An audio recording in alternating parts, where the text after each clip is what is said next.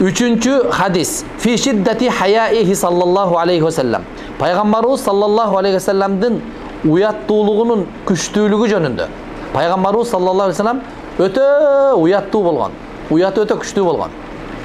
An Abi Sa'id el-Khudri radıyallahu anhu قال. Abu Sa'id el-Khudri aytat.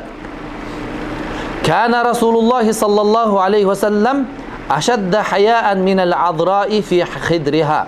Peygamberimiz sallallahu aleyhi ve sellem köşögödөгү Peygamberimiz sallallahu aleyhi ve sellem köşögödөгү kelinden dagı uyalçağıraaq bolgon deydi.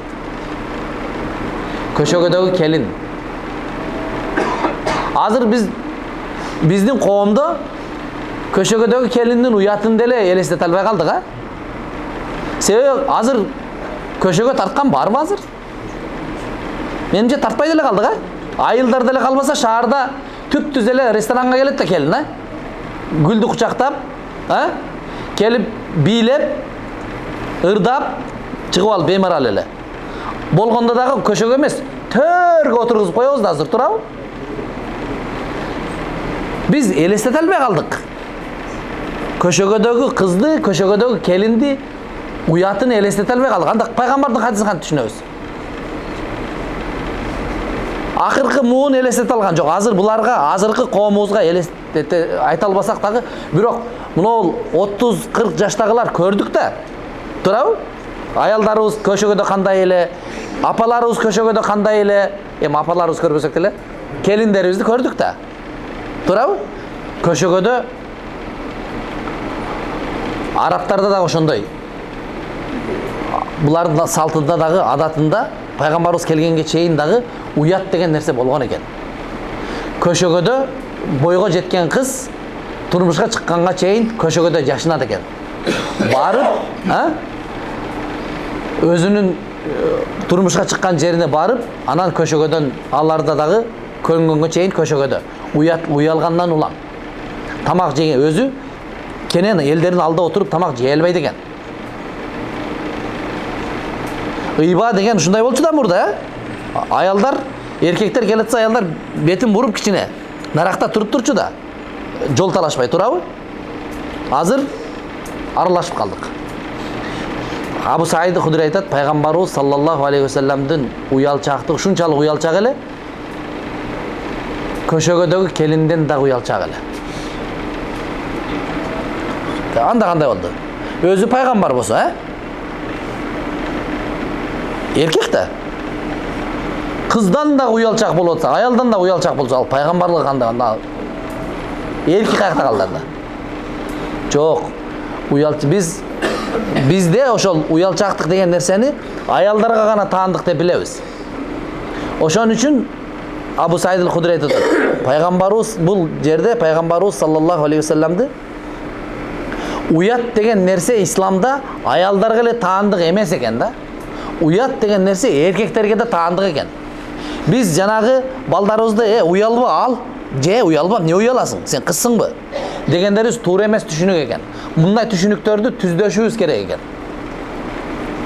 Эркек киши дагы уялат экен. Эркек киши дагы уялса, аял киши дагы уялса, анан коомдо мындай тарбия болот экен. Болбосо коом каша болуп калат экен. Уят деген нерсе адамдын тормузу экен. Күнөөдөн, коомдогу катастрофадан тосо турган бул уят болот экен. Пайгамбарыбыз саллаллаху алейхи ва салламга келип бир сахаба мен мындай кылсам эмне болот, мындай кылсам эмне болот деп бүт уяттуу нерселерди сурай берет. Sonra sahaba Peygamberimiz sallallahu aleyhi ve sellem aytat: "İza ma tastahyi min Allah if'al ma tasha." Eğer Allah Taala'dan uyalbasan bilgeningdi kıla ber deydi. Sağa ayla jok eken.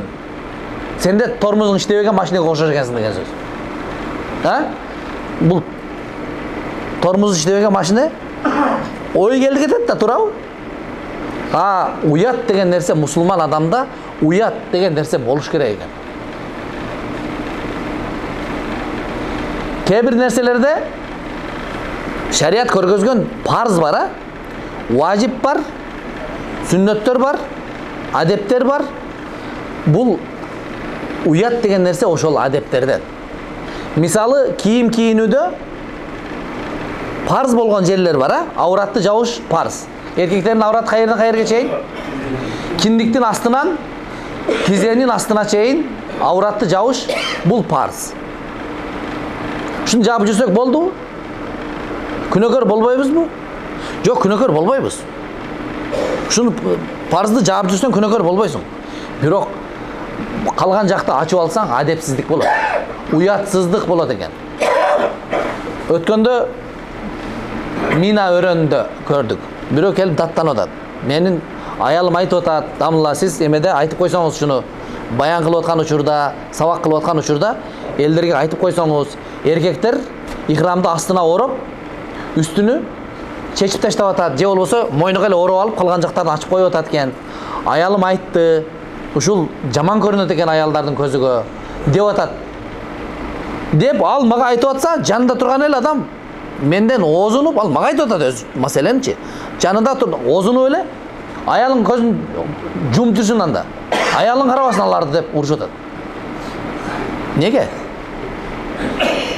Аял карабасын, эркекчи. Аял айтабыз аны, аял карабасын, этият болсун, көзүңөрдү сактагыла. Аялдардан мурда эркектер сакташыбыз керек көздү. Көрүнгөн аял карай бербейчи. Бирок ал тирүү жан да чайга барыш керек болот, дааратканага барыш керек болот, башка болот турабы? Көрүп атасыздар да.